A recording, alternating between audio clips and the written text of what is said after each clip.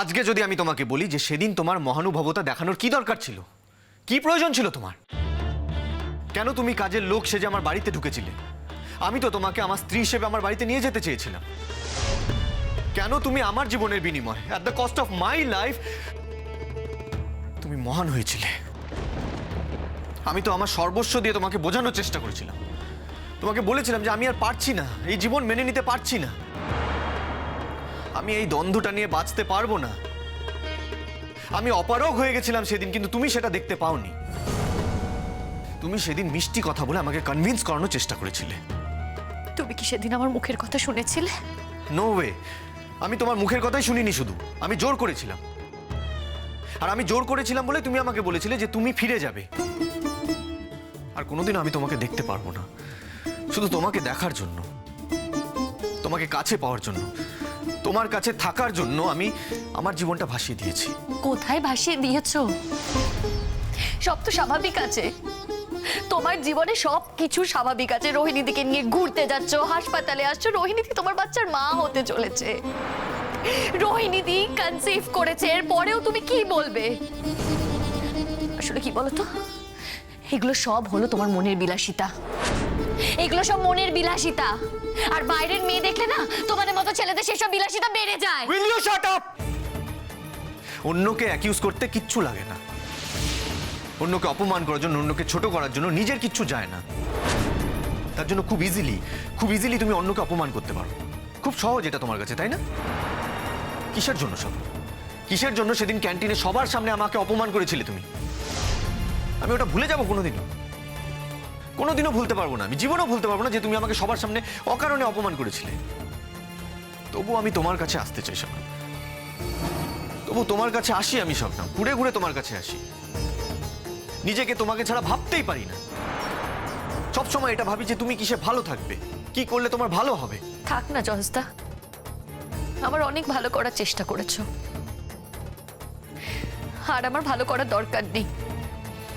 আমি জানি না কেন আমি এটা বিশ্বাস করি শবনম, আমি এটা বিশ্বাস করি যে কোথাও না কোথাও একটা সুপ্রিম পাওয়ার আছে, যে তোমার আল্লাহ অথবা আমার ঈশ্বর যাই বলো না কেন, আর সেই সুপ্রিম পাওয়ার একদিন এটা প্রমাণ করে দেবে, একদিন এটা ঠিক প্রমাণ করে দেবে যে আমি কোনো ভুল করিনি শবনম। তুমি আমাকে আঘাত করেছো, তুমি আমাকে যতবার আঘাত করেছো আমি তোমাকে প্রত্যাঘাত করেছি। হ্যাঁ, মানছি রোহিণীকে আমি আমার অস্ত্র হিসেবে ব্যবহার করেছি, কিন্তু এর থেকে বেশি কিছু না।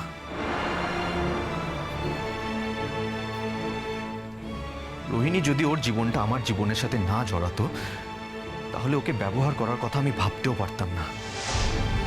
আমি না করেছিলাম রোহিণীকে, ওকে আমি বারণ করেছিলাম। আমার দিক থেকে কিন্তু কোনো ত্রুটি নেই শবনম।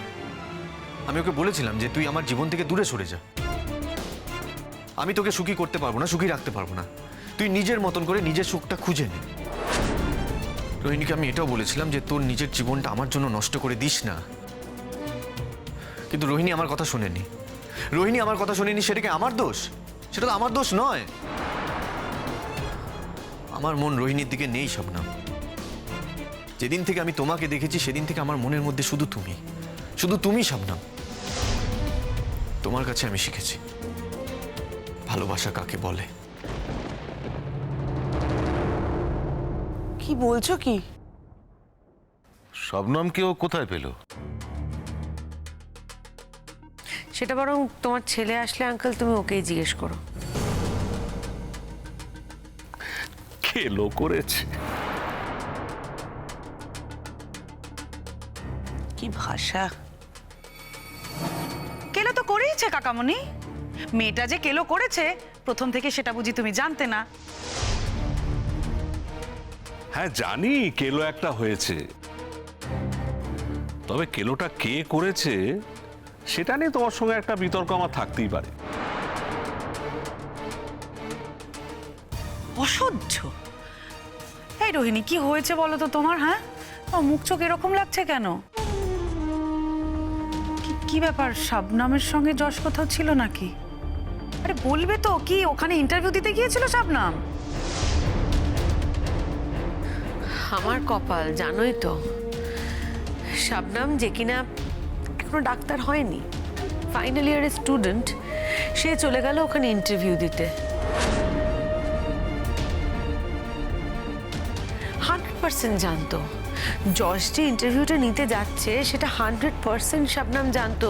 এই যে স্যার যায়নি, স্যার না গিয়ে যে যশকে পাঠিয়েছে, এই খবরটা কোনো না কোনো ভাবে পৌঁছেছে শবনমের কানে। ল্যাং ল্যাং করতে করতে চলে গেল। বাহ! আবার কি ইন্টারভিউ দিয়ে ফেরার পথে কি একটা নাকি ভয়ঙ্কর বিপদ ঘটে গেছে, কারা সব নাকি শবনমকে অ্যাটাক করেছে, এবং সেখান থেকে শবনমকে কে বাঁচাবে? একজনই তো সুপার হিরো, একজনই তো হিরো আছে না বাঁচানোর জন্য, যশ। যশ গিয়ে তাকে উদ্ধার করেছে। আর তারপর দুজনে একই সঙ্গে একই হোটেলের রুমে, একটাই রুমে রাত কাটিয়েছে। এটা কি বললে? এসব জেনে তুমি চুপ করে আছো? আচ্ছা, যশ কি তোমায় ভিডিও করে ছবি পাঠিয়েছে নাকি? এক ঘরে দুজনে আছে সেটা তুমি জানলে কি করে? যশ তোমার হাজবেন্ড এইটুকু ইনফরমেশন জানে কি খুব অস্বাভাবিক বলে তোমার মনে হয়? আর আঙ্কেল, তুমি তো তোমার ছেলেকে খুব সাপোর্ট করো, সব ব্যাপারে সাপোর্ট করো, তুমি শবনমকেও সাপোর্ট করো। তো এই যে ঘটনাটা ঘটলো বা ঘটেছে, সেটাকেও কি তুমি সাপোর্ট করবে?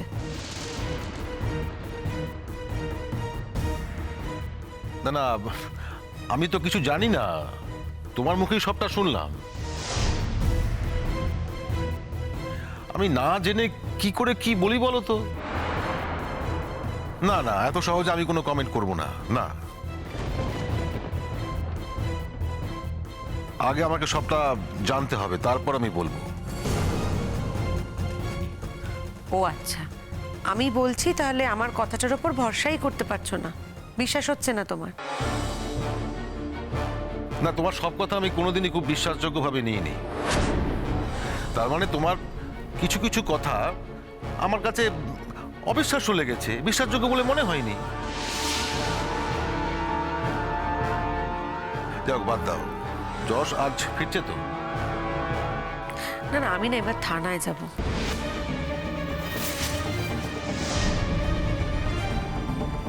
আমি এবার সিরিয়াসলি থানায় যাব। অনেক হয়েছে, অনেক আমি টলারেট করেছি। আর শুধু যশকে না, এবার শুধুমাত্র যশের জন্য আমি থানায় যাব তা নয়, আমি তার সঙ্গে আরো অনেককে ফাঁসাবো। এই, তুমি কি আমাদের নামে কমপ্লেন করবে নাকি? এই দেখো, বলে দাও আগে থেকে, তাহলে একটু সতর্ক থাকতে পারি। মানে কোন দিক থেকে অ্যাটাকটা আসবে সেটা বুঝে নিতে পারলে। কেন এখন এরকম ভাবে ঠাট্টা তামাশা করছো বলো তো কাকামণি? কেন করছো? বুঝতে পারছো না মেয়েটার কি মনের অবস্থা? আচ্ছা, তোমার জীবনে যদি এরকম একটা ঘটনা ঘটতো তাহলে তুমি কিভাবে দেখতে কাকামণি?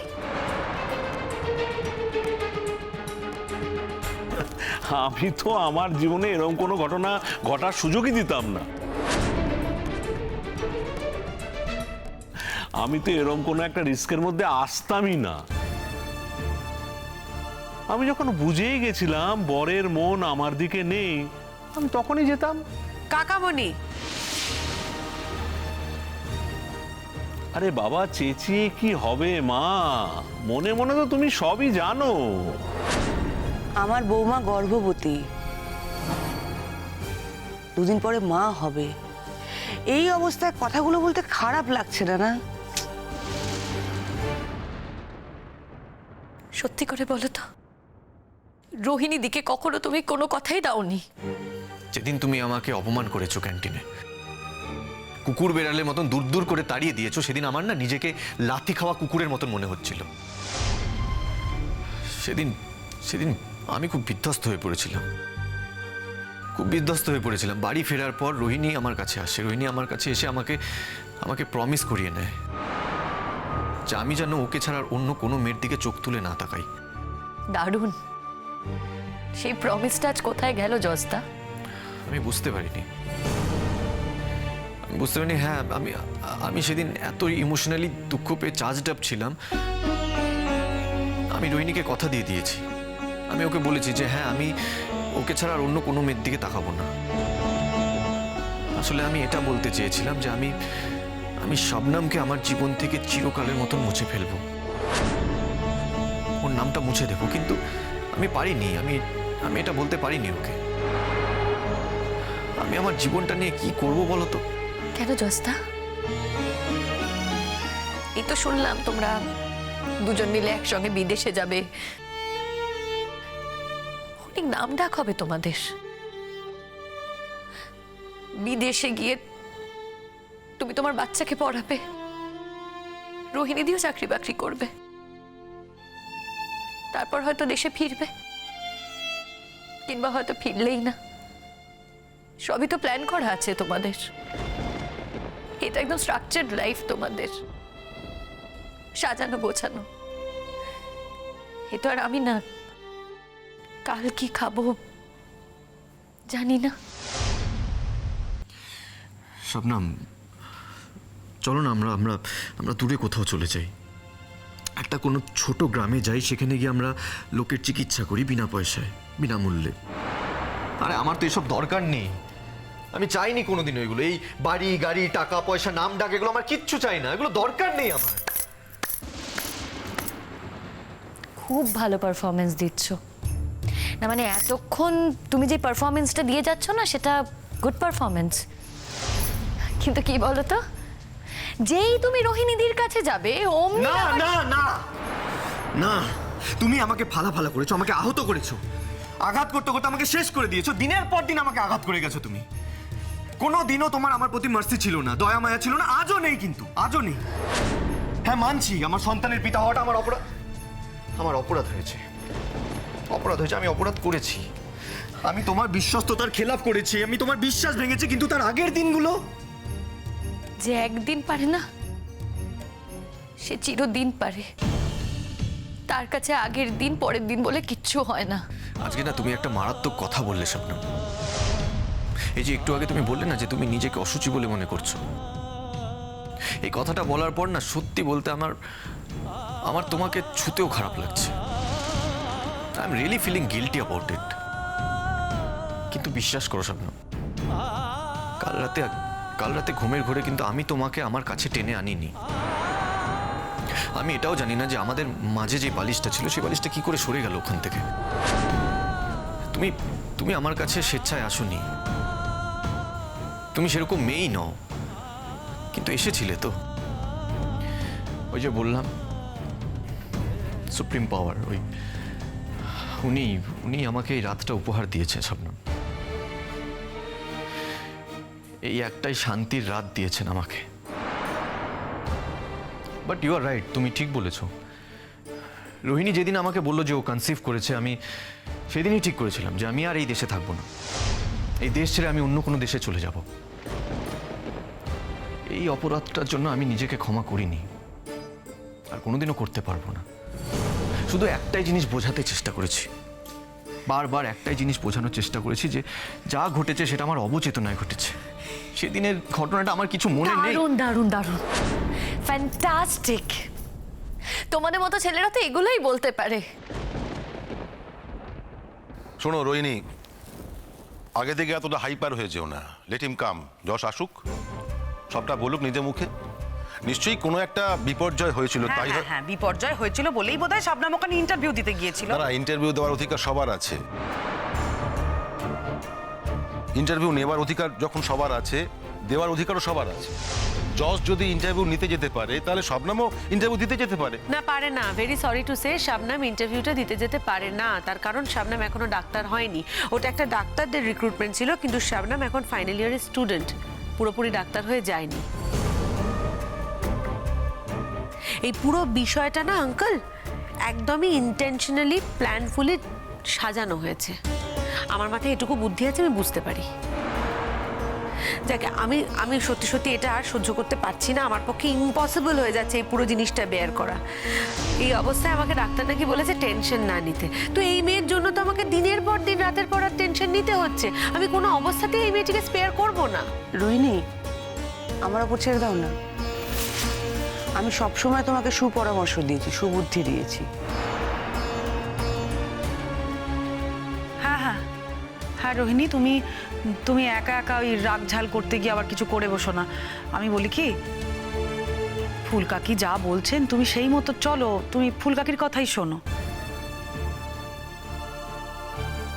দেখো, ফুলকাকির চেয়ে বেশি তো আর কেউ তোমাকে ভালোবাসবে না বলো? তোমার ভালো তো এর বেশি কেউ চাইতেই পারে না।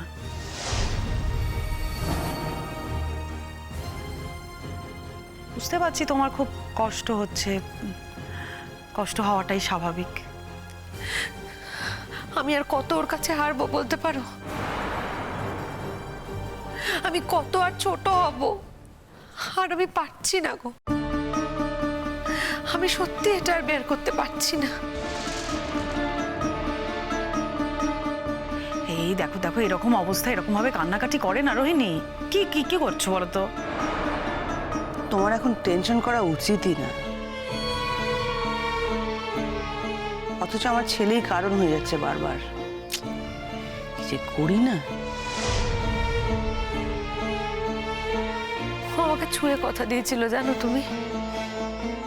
ও আমাকে ছুঁয়ে কথা দিয়েছিল কোনোদিন অন্য কোনো মেয়ের দিকে তাকাবে না, শাবনামের নাম মুখে উচ্চারণ করবে না। ও কথা দিয়েছিল আমাকে।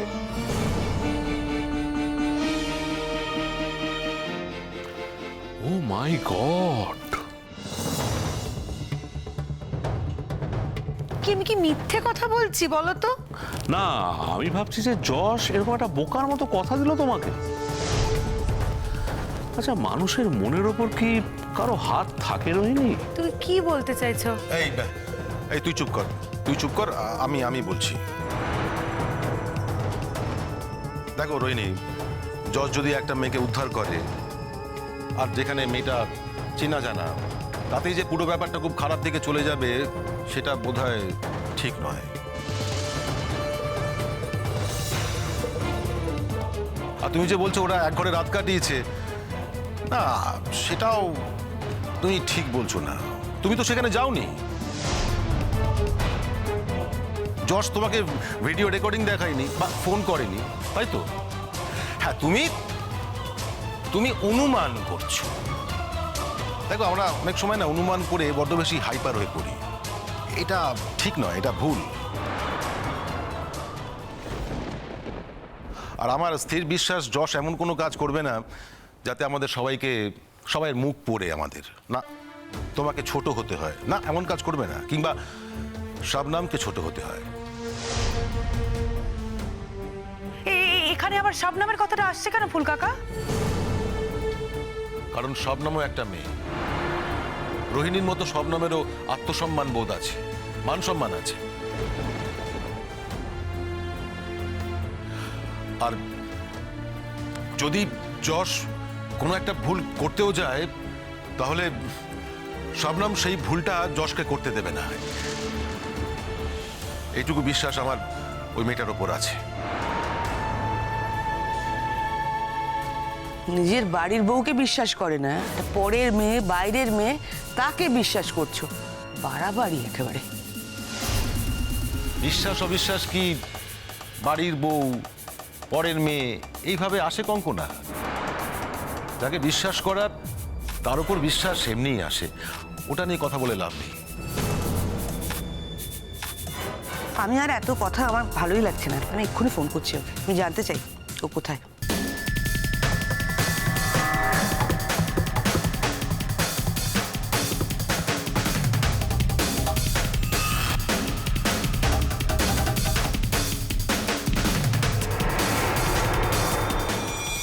আমাকে ব্র্যাকেট করে দিও না শবনম। আমাকে আর 5 জনের মতন ভেবো না। হ্যাঁ, মানছি আমি খারাপ, আমি সত্যি খারাপ, কিন্তু আমার খারাপটা নিয়ে তুমি আমাকে আলাদা রাখো। আর 5 জনের সঙ্গে এক করে সেই একই পংক্তিতে আমাকে বসিয়ে দিও না। তুমি যদি না চাও, আমি আর কোনোদিনও তোমার সঙ্গে দেখা করব না, আর কোনোদিনও দেখা করব না তোমার সঙ্গে। কিন্তু এটাও সত্যি, কাল রাতটা আমার কাছে একটা উপহার, আর এই রাতটা নিয়ে আমি আমার সারাটা জীবন কাটিয়ে দেব। আমি তো আর দেখা করতে চাই না, তাই তো আমি চলে আসতে চেয়েছিলাম। দেখো হসপিটালে তো কত লোক যাতায়াত করে, কত পেশেন্ট আসে, সবার দিকে কি তুমি তাকিয়ে দেখো? সবার সঙ্গে কথা বলো না তো? আমিও দেখবো না, আমার সাথেও তোমাকে কথা বলতে হবে না, বাস মিটে গেল সব। কিন্তু প্লিজ ফাইনাল পরীক্ষাটা না হওয়া পর্যন্ত তুমি অন্য কোথাও যেও না, এটা আমার রিকোয়েস্ট। ডাক্তারিটা পাশ করার পর এই বিরাট পৃথিবীতে তুমি যেখানে খুশি চলে যেও, যেখানে খুশি, আমি তোমাকে আর আটকাবো না। আর এটাও ঠিক তো, আমার তো আর আটকানোর সেই জায়গাটা নেই। সত্যি তো যে একটা মেয়ের সঙ্গে সম্পর্ক করে বাবা হতে চলেছে, সে কোন অধিকারে তার ভালোবাসার সামনে গিয়ে দাঁড়ায়? তার তো চিরদিনের মতন তার চোখ সরিয়ে নেওয়ার কথা। ঠিকই বলেছ শবনম, আজ থেকে আমি তাই করব। শুধু তোমাকে এখন এই মুহূর্তে এখানে একা ছেড়ে আমি যেতে পারবো না। আমার গাড়িতে তোমাকে আমার সঙ্গে কলকাতা ফিরতে হবে। কথা দিলাম তো, এবার থেকে চিরদিনের মতন বিচ্ছেদ হবে আমাদের। বাইরের জগতে যশ আর কোনোদিনও তোমাকে খুঁজবে না। যশ তার অন্তর নিয়ে ভুলে থাকার চেষ্টা করবে। আপত্তি করো না শবনম।